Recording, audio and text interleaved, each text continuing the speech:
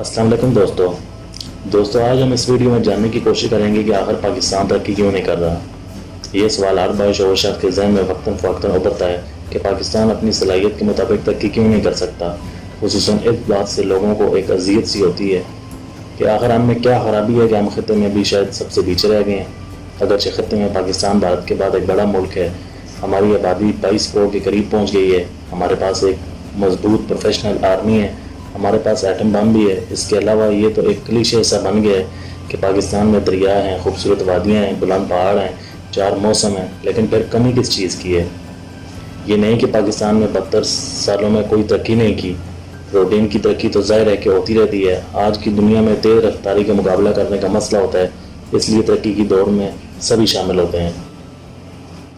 ہم نے بعض شعبوں میں قابل قدر ترقی کی ہے، مثلاً ہم نے ایٹمی ہتھیار بنا لیے، یہ ایک معجزہ تھا، اور یہ معجزہ صرف اس وجہ سے ممکن ہوا کیونکہ پوری قوم اس پر متفق تھی، اور سب سیاستدانوں، بیوروکریسی اور سیکیورٹی کے اداروں نے مل کر بھرپور اثر ڈالا۔ تاہم پوری تاریخ میں ایٹمی ہتھیاروں کے بعد سی پیک کے منصوبے پر بحیثیت قوم متفق ہوئے تھے، اور توقع تھی کہ واقعی یہ منصوبہ بھی گیم چینجر ثابت ہوگا، لیکن بدقسمتی سے وہ اتفاق رائے کچھ مصلحتوں کے نظر ہو گئی۔ کچھ عرصہ پہلے گوادر سے اشارے مل رہے ہیں کہ چند سال کے سیٹ بیک اور چین جیسے دوست کے ساتھ کچھ غلط فہمیوں کے بعد اب شاید قومی مفادات کے تقاضے غالب آ رہے ہیں۔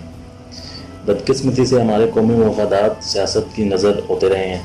ان منصوبوں کے علاوہ موٹر وے کی تعمیر تیسرا بڑا منصوبہ ہے، جو خدا کا شکر ہے کہ مکمل ہو گیا، لیکن یہاں پر بھی قومی مفادات پر کریڈٹ کا مسئلہ آڑے آتا رہا ہے، اور شاید اب بھی آ رہا ہے۔ مجھے اب بھی یاد ہے کہ اس وقت موٹر وے کی بعض سیاسی اور بیوروکریٹک حلقوں سے بڑی مخالفت کی گئی تھی، اور حکومت ٹوٹنے کے بعد کراچی تک موٹر وے کا منصوبہ بھی ختم کر دیا گیا تھا، جو اب مکمل ہوا ہے، لیکن اس عرصے میں موٹر وے کی اس منصوبے کی قیمت کتنے گنا بڑھ چکی ہوگی۔ کچھ اور شعبوں میں بھی ہم کافی آگے ہیں۔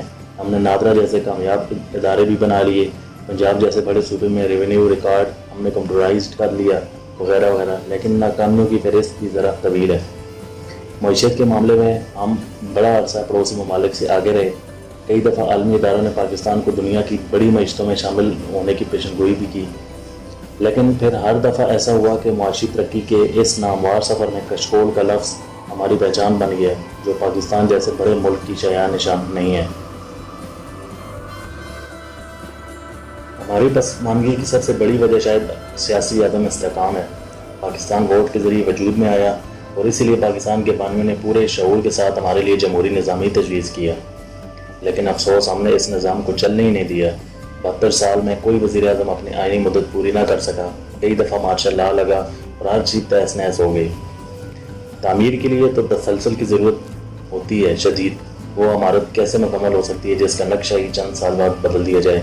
اس اکھاڑ پچھاڑ سے قوم میں مایوسی پیدا ہوئی، لوگ کاروبار، تعلیم اور جاب کے لیے باہر دیکھنے لگے، ادارے مضبوط نہ ہو سکے، پوری قوم کی توجہ سیاسی محاذرائی پر لگی رہی اور لگی ہوئی ہے۔ اگر آپ غور کریں تو ہمارا میڈیا 24 گھنٹے اسی محاذرائی پر بحث کر رہا ہے، کسی تعمیری موضوع پر کوئی ٹھوس پروگرام کہیں نظر نہیں آتا۔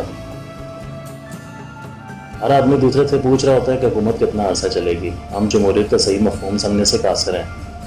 جمہوریت تو بڑا صبر آزما سیاسی نظام ہے، اس میں کوئی شارٹ کٹ نہیں، لیکن تیز رفتار اور غیر آئینی سیاسی تبدیلیوں سے جمہوریت کا تصور دھندلا گیا ہے، اور اس نظام کو کرپشن، بد انتظامی اور نااہلی سے منسلک کر دیا گیا۔ مارشل لا لگتے رہے، لیکن ایوب خان کے بعد آنے والا کوئی بڑا کام نہ کر سکے، تاہم انہوں نے ہی غیر آئینی مداخلت کا راستہ کھولا۔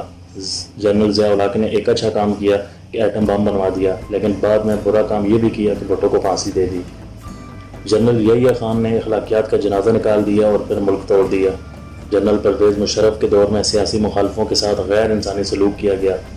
بہرحال اس دور میں قومی اسمبلی میں خواتین کا کوٹا بڑھا دیا گیا، اور پرائیویٹ سیکٹر میں الیکٹرانک میڈیا کو اجازت دے دی گئی، لیکن وعدے کے باوجود کالا باغ ڈیم تعمیر نہ ہو سکا، نئے صوبوں کی تشکیل نہ ہو سکی، حتیٰ کہ قبائلی علاقوں کے مسئلے کے لیے بھی پہل مسلم لیگ نے کی۔ کرپشن کے خاتمے کے لیے کی گئی توڑ پھوڑ کے باوجود کرپشن بڑھتی رہی۔ دہشت گردی کی لہر سے عالمی سطح پر ہمارا امیج بہت مجروح ہوا، اور اقتصادی ترقی پر بہت برا اثر پڑا۔ تعلیم کی بات کریں تو ہمارے ہاں یہ شعبہ کابینہ کے زیادہ تر غیر عام اور نیم خواندہ اشخاص کے حوالے رہا۔ اب تک ہماری خواندگی کا تناسب کم از کم 80% ہونا چاہیے تھا۔ اگر ایسا ہو جاتا تو ہم زندگی کی دوڑ میں بہت آگے نکل چکے ہوتے ہیں۔ ڈاکٹر عاصم خواجہ نے موجودہ صورتحال پر تبصرے میں معیشت کی خرابی کی سب سے بڑی وجہ غیر یقینی کیفیت بتائی ہے، اور بدقسمتی سے اس وقت یہی کیفیت آ رہی ہے۔ توقع کی جاتی ہے کہ 6 ماہ تک ہم اس ناخوشگوار صورتحال سے باہر آ جائیں گے، لیکن ہم پروپیگنڈے اور نعروں پر جیتے ہیں۔ مثلا یہ جملہ آپ نے کثرت سے سنا ہوگا کہ جہاں حکمرانوں کا سرمایہ اور بچے ملک سے باہر ہوں، ان کی پاکستان کے ساتھ کیا وفاداری ہو سکتی ہے، اور وہاں کون سرمایہ کاری کرے گا؟ اگر سطحی نظر سے اس نعرے کو دیکھیں تو پھر موجودہ وزیر اعظم، وزیر خزانہ اور کئی دوسری عام شخصیات کے بچے بھی باہر ہیں۔ سرمایہ کاری والی بات فضول ہے۔ باہر سے آنے والے سرمایہ کار منڈی کے حالات، انفراسٹرکچر، امن و امان کی صورتحال اور پالیسیوں میں تسلسل کی ضمانت چاہتے ہیں۔ کسی کے بچوں سے ان کا کوئی تعلق نہیں ہے۔ جاگیرداری نظام بھی ہماری ترقی میں ایک رکاوٹ بنا رہا۔ بہرحال جاگیرداری اب جنوبی پنجاب اور سندھ تک محدود ہو گئی ہے۔ یہ بات بھی غور طلب ہے کہ 2 دفعہ زرعی اصلاحات اور وراثتی تقسیم کے باوجود ان علاقوں میں یہ نظام ابھی تک کیوں حاوی ہے؟ قانون کی حکمرانی اور قومی اخلاقیات کا زوال بھی ہماری پسماندگی کا سبب ہے۔ بدقسمتی سے انسانیت اعلیٰ اخلاقی قدروں کے علمبردار طبقے، علماء، دانشور اور صحافی خود زوال پذیر کلچر کا حصہ بن گئے ہیں۔